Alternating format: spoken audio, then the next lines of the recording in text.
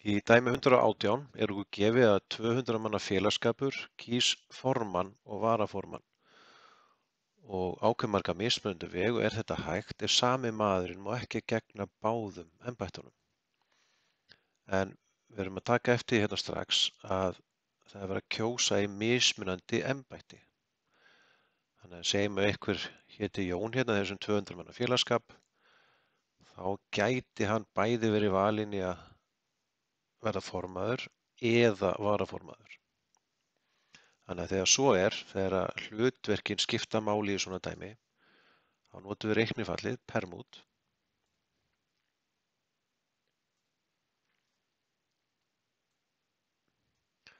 Og við setjum þau efurlínuna fjöldan eða heildina sem er verið að vinna með.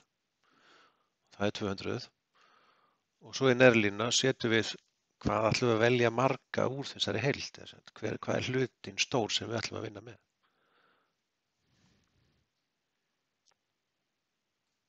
Og það er þá svona. Í dæmi 119, þar er spurt á hve marga mismunandi vegu er hægt að heimsækja 5 verslanir ef aðeins er farið einu sinni í hverja þeirra.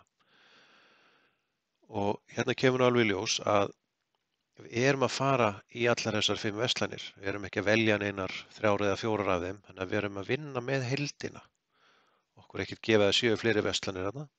Þannig að við erum að vinna með heild sem eru 5 verslanir og við ætlum að heimsækja þær allar og athuga á hve marga mismunandi vegu við getum gert það.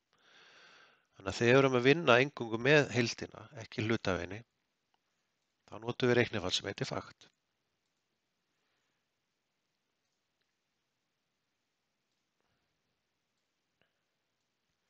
Og hérna erum 5 verslanir að ræða.